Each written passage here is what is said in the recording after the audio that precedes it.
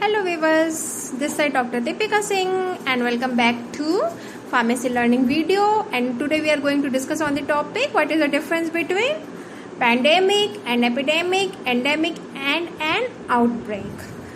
तो दोस्तों, जैसे आप देखेंगे जितने भी इन्फेक्शियस जो डिजीज़ होती हैं ये सारे के सारे एक जैसे नहीं होती हैं, और जो मैंने जो आपको वर्ड्स बताए हैं ये कहीं ना कहीं हम लोग इसको यूज़ कर लेते हैं। जैसे कभी कभी कोई चीज़ अगर पैंडेमिक हो रहा है तो हम उसको एपिडेमिक बता देते हैं, और जैसे जैसे कभी कभी वो एंडेमिक होता है तो हम उसको एपिडेमिक बता देते हैं। लेकिन अगर दोस्तों देखेंगे तो ये सब एक नहीं होता है। इन सबको जो डेफिनेशन है वो एक लिक्विड की तरह है, और जैसे ही जो डिजीज़ है वो समय के साथ में कम या ज़्यादा प्रिवलेंट होते हैं तो वैसे ही ये वर्ड्स हम यूज़ करते हैं। तो अगर आप देखेंगे कि इनका जो रेगुलर मतलब प्रिसाइज वे में अगर हम इनका डेफिनेशन जाने तो दोस्तों आप लोगों के लिए बहुत आसान हो जाएगा कि इनमें डिफरेंसेस क्या हैं और कैसे हम पब्लिक हेल्थ न्यूज़ और जो एप्रोप्रिएट पब्लिक हेल्थ रिस्पॉन्स है हम जान सकते हैं। तो आइए दोस्तों, हम जो इनके बेसिक डेफिनेशन है हम उनके बारे में जानते हैं।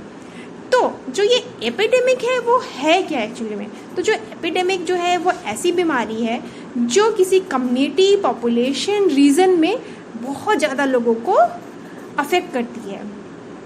अब दूसरा है पेंडेमिक।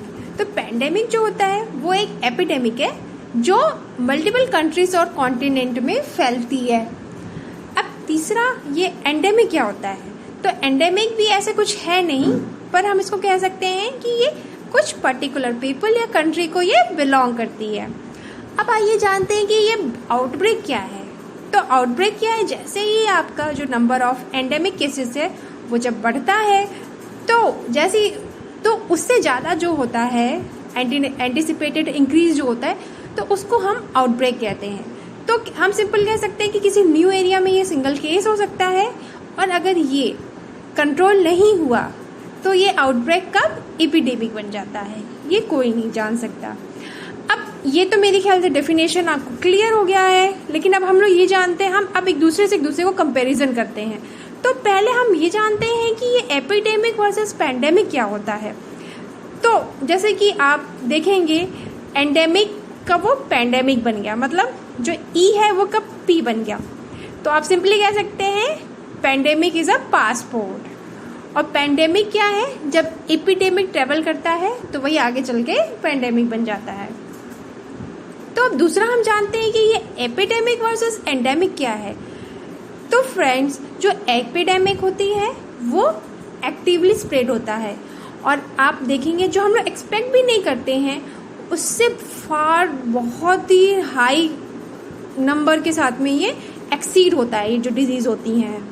और अगर ब्रॉडली मैं आपको बताऊं तो जनरली हम लोग इसको यूज़ करते हैं जो आउट ऑफ कंट्रोल हो जाता है कोई कंडीशन, हम उस केस में जो वर्ड है एपिडेमिक तब हम इसको यूज़ करते हैं।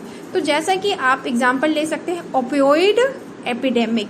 तो जो एपिडेमिक होता है वो किसी रीजन में लोकलाइज होता है, लेकिन क्या होता है, जो number of those infected and that region is significantly higher than normal. आप एक एग्जांपल ले लीजिए, जैसे अभी कोविड-19 का ही है। तो जो कोविड-19 है वो पहले तो वहाँ तक ही लिमिटेड था, चाइना में, तो वहाँ पे जो था वो एपिडेमिक था। लेकिन जैसे जैसे ही वहाँ की जो पीपल हैं वो एक जगह से दूसरी कंट्री में जब ट्रैवल करने लगे और ये जियोग्राफिकली इतना तेजी से बढ़ा कि आगे चल के पेंडेमिक बन गया। तो एंडेमिक जो है वो क्या कह सकते हैं हम, एक स्पेसिफिक लोकेशन में उनका कांस्टेंट प्रेजेंस। तो जैसे आप बोलेंगे मलेरिया जो है वो अफ्रीका में एंडेमिक था, और अंटार्कटिका में जो आइस है वो भी आपका एंडेमिक ही है। अब लास्ट हम जानते हैं एंडेमिक वर्सेस आउटब्रेक। तो जैसे बस आप एक कदम आगे बढ़ाइए तो जो एंडेमिक होता है वो आउटब्रेक में हो जाता है, और ये जो आउटब्रेक है वो कभी भी हो सकता है। तो मैं आपको एक बहुत ही बेस्ट एग्जांपल बताना चाहूँगी कि आपने सुना होगा 2019 में हवाई में जो एक समर डेंगू फीवर आउटब्रेक हुआ था। तो आप देखेंगे जो डेंगू फीवर था वो तो एंडेमिक था अफ्रीका के कुछ रीजन में, central and south Africa and Caribbean, ये सब जगह पे वो एक एंडेमिक था।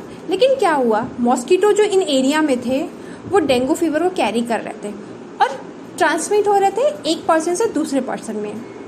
लेकिन फिर क्या हुआ, 2019 में हवाई में ये आउटब्रेक हुआ, जहाँ पे ये डिजीज़ एंडेमिक नहीं था।